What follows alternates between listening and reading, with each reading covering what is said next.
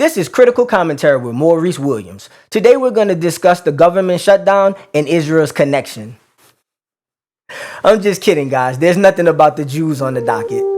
Blacks, Hispanics, and whites can't read. Why you think I started a podcast? It's a fucking racist thing with you niggas, and that's why I'm coming at you niggas next. They love to talk about black violence. Have you heard of white violence? White people commit violent crime at 3 times the rate of Asians. When is Nick Fuentes gonna talk about white violence? Everybody's arguing about their 2 genders. I sat next to a hermaphrodite in math class. Am I allowed to talk about the Jews?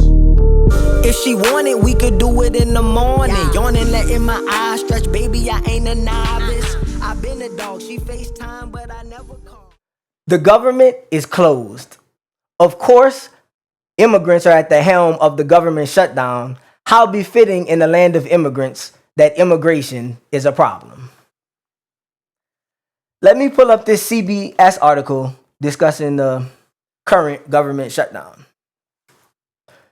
On Wednesday, the government shut down because the Democrats and Republicans were unable to reach an agreement to continue funding the government. They weren't able to come to a national budget for the year. They're at odds because the Democrats are trying to reverse Medicaid cuts as well as reverse some of the changes that the Republicans recently passed in the House to change who can receive benefits from the Affordable Health Care Act. Or so that's how the Republicans are framing it. The Republicans are saying that illegal immigrants are able to use the Affordable Health Care Act, but actually only American citizens can use the Affordable Health Care Act, and illegal immigrants are just able to use emergency services. So because technically the Democrats are correct, and because to pass legislation in both houses, you need a 60-40 vote by the Senate, the Democrats who are in the minority have some power to prevent the Republican agenda. If you've been, well, not if, but I've been following on social media, and I've seen that even some Republicans who live in poorer areas are saying that they don't agree with the bill that the House passed because it's taking away some of the benefits that they use. Some of these benefits that would be taken from people include SNAP, which is food stamps,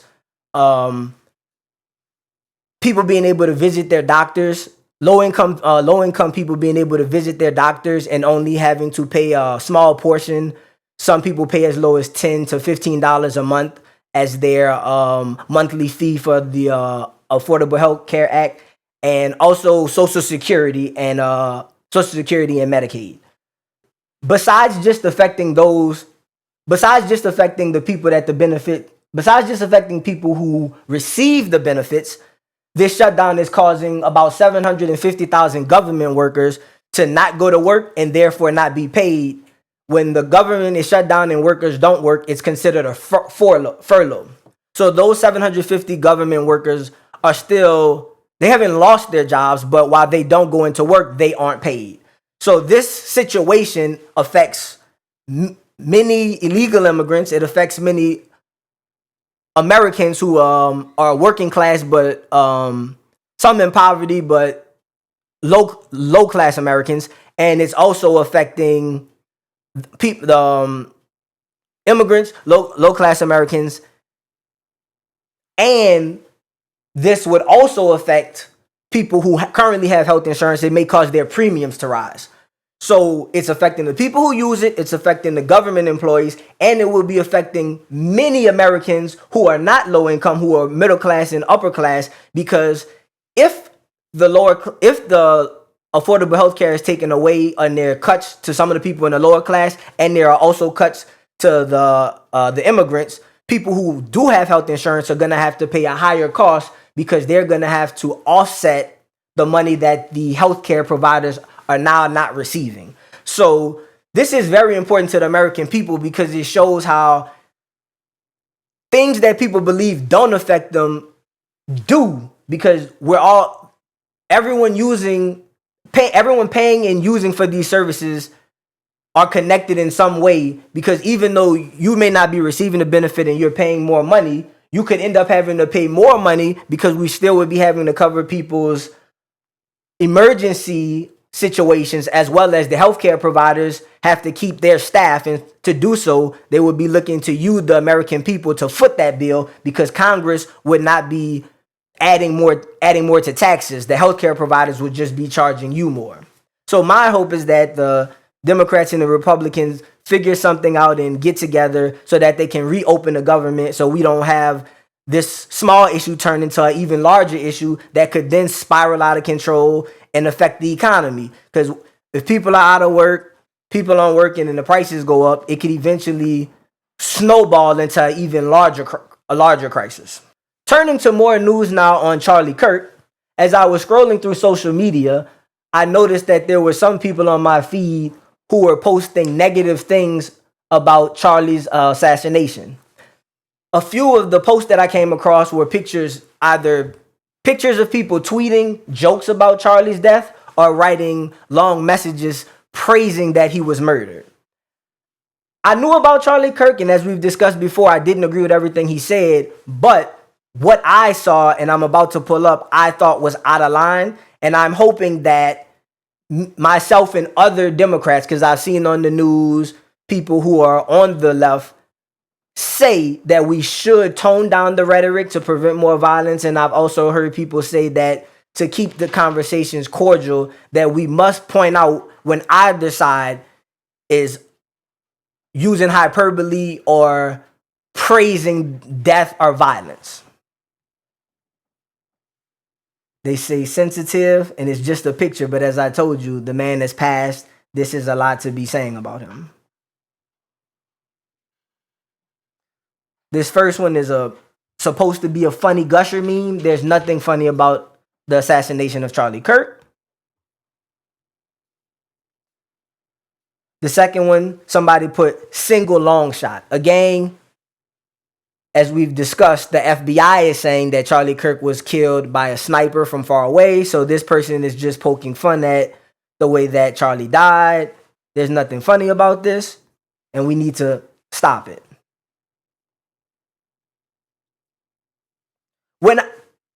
When I saw this, I did think to myself, I understand that many people don't like Charlie, and I'm actually about to pull up a clip of some of the things that Charlie has said that I disagree with. However, though I disagree with Charlie, even in this clip, you can see that he was just trying to have a dialogue with people. The guy that is an African-American, it happens to be an African-American gentleman, but the guy that he's speaking to was saying his beliefs on the black community, and Charlie was saying some of his criticisms.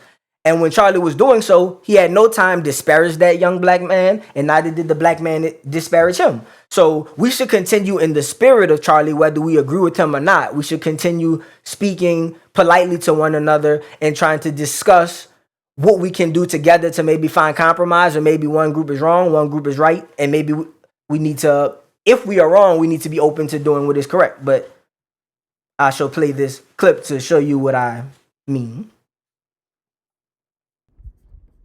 Many blacks are killing other blacks? Who just said that? You did. I said that? Yes. No, but Please. I want you to tell me, why is it that black Americans are 13% of the population, yet they commit 55% of the murders? Where can you show me that? Again, it's FBI statistics. We've discussed this ad nauseum, so it's a lot to unpack here. When you say 13% why does 13% of the population commit 50% of the murders? There's two parts to that, right? 13% of the population represents 45 million people. So he is saying all black people, because everybody says when you combat their statement about black murder crimes, they say, we're not talking about all black people. Well, yes, you are, because you said, why did 13% of the population? 13% of the population, you're referring to blacks, represents 45 million black people. Second part of this statement is commit 50% of the murders. When you state 50% of the murders, there are 330 million people in America. Each year it's different, but the amount of murders ranges from about, some years you have 10,000 murders, some years you have 20. This is total, not just blacks. So basically this statement is referring to two groups. It's referring to the total percentage of black people, the 13%, 45 million blacks, and then it's discussing a minority of blacks, because if it's half of 20,000, it's 10. And if it's half of 10,000, it's 5. So you're now taking and saying there are 45 million people. Why is this 45 million people responsible for this 5,000 or 10,000 percentage of the people that's murdered? My belief is that Charlie's statement is ignorant and inaccurate. So I disagree with him, and I believe what he's saying comes across as racist because it's saying, as I've stated, it's saying that blacks, the group of blacks, represents this percentage of murders. So it's tying together all the blacks with that small percentage of people. So the proper way to answer this question is to state that it's incorrect of you to ask this question and try to frame it as stating the total percentage of blacks is representative of this small group of people that's murdering. It's not an accurate statement. Here's another clip of Charlie. I kind of went off on a rant. I need to work on being more professional and more journalistic. I keep telling you guys I'm working on it, and I am. I'm passionate. I care, and I want us to be able to talk to one another, and maybe I myself need to work on being a little bit more calm and subdued when I'm having conversations with people, because maybe when I'm talking to people in my private life or just in public, maybe I am animated and maybe people are missing the message. I hope you guys are getting the message. Blacks are far more likely to commit crimes than any other group associated. It's like 3 to 4 times more likely. It's not even close. So how is that? Well, I'm not here to...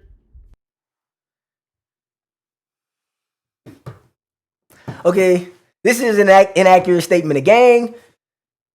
Blacks are probably 2 to, depending on the type of crime. I mean, we've discussed this. For murder, it's like 6 times more likely than whites. Blacks are 6 times more likely, or 7 times more likely to commit murder than whites. They are about 3 to 4 times more likely to commit violent crime. Really 3, and then like 2 times more likely to commit crime. But his statement, he said that they're 3 to 4 times more likely than every group. That's just false, because it's kind of putting together Hispanics, whites, and Asians and saying, well, they're similar and blacks are different, and that's not what it is. What it is Asians commit crimes, whether it's violent or just crimes in general, at a rate, and then whites commit it almost proportionally as much. There's the same difference in the rate that Asians commit crime to whites is similar or almost exactly the same as whites committing to blacks. So his statement was kind of trying to tie everybody against blacks, and as we know, it's a spectrum. So there's some truth to the statement, but it's inaccurate. But if you notice, I'm not calling him stupid. And I must say, if he has passed now, so maybe his passing has softened me, because maybe if he were living, I could see myself flipping off at the mouth and saying he was stupid. So I'm just checking myself as we're talking, as you heard earlier, me working on who and how I am. In other news, I came across PBD discussing something that I've also seen on X. So as I've been making jokes about the Jews, I've noticed that anti-Semitism does seem like it's on the rise. There have been attacks on Jewish people around the country. Someone was set on fire. Students at certain Ivy League schools have had pro-Palestinians and just other people that are liberals or leftists on a different place in the spectrum of politics. They've had them accost them at school, come up to them. Sometimes there's groups of people screaming and yelling. So we've noticed that a little bit in the Jewish community, but I came across something today on PBD that discussed it in another group, that this is also happening to other groups, not just Jewish people. 7,000 Christians have been killed in Nigeria this year. 7,000. According to Newsweek, the story came out. And you don't hear much about it, okay? You don't. You hear a lot more about Gaza than you hear about Christians. Christians get killed. Even some Christians don't talk about it enough. They put more focus onto what's going on with Gaza, because it's easier to have a enemy that is disliked than this. However, this is the reality of it, what's going on in Nigeria right now. 7,000 Christians have been killed during the first 220 days of 2025. A civil society watchdog says this is an average of 35 killings a day, according to a recent report published by the Nigeria-based Human Rights NGO and International Society for Civil Liberties and the Rule of Law. Nigeria has long been an epicenter of Christian persecution, with more Christians killed for their faith in Nigeria than in the rest of the world combined. Damn. According to human rights organization Open Doors, which monitors the persecution of Christians around the globe, the violence has displaced at least 12 million Christians since 2009.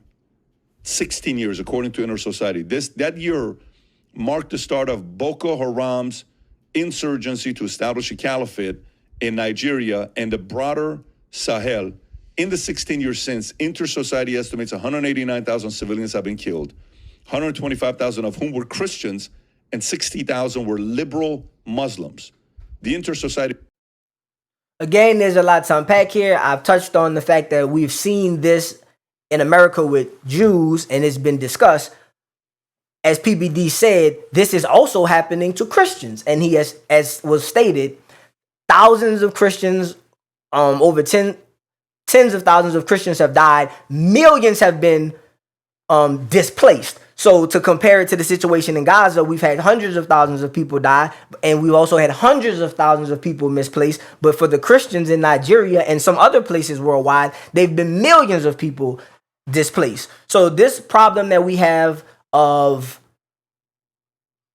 violence, persecution, but also displacement of people based upon religious beliefs is another problem that we have in society that we do need to work on. How can we have people of different faiths, just as we have people of different socioeconomics and different ideological beliefs? How are we going to talk and discuss how we can fix things and also acknowledge what everybody's going through? Because what you notice sometimes when you talk as a black person, I've noticed talking to whites, is sometimes frustration just comes from people not being heard. So Jews are being heard, and we're discussing nationally and on the social media sphere, we're discussing how anti-Semitism is rising, and people are looking into what can we do to bring down the heat. So we also need to discuss how the Christians have heat being brought on them, and we need to figure out, and not just Christians, because as he stated, some of the Muslims are attacking liberal Muslims because inside the Muslim faction, there are various sects, Shiites, Sunnis, and also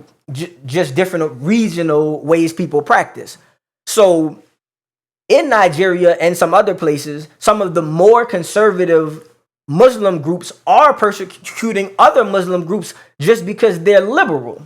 So basically, no matter what we're discussing, whether it's race, whether it's socioeconomics, or it's religious beliefs, or even ideology, there's a situation with human beings where disagreement turns into violence, and it turns into murder after it turns into violence. So we just need to be focusing more on ways in which we can have the disagreements and talk and not fight.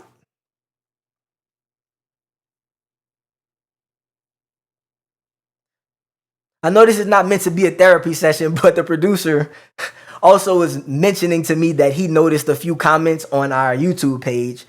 I appreciate all the support. I've seen people comment on X. I've actually had a lot of mentions.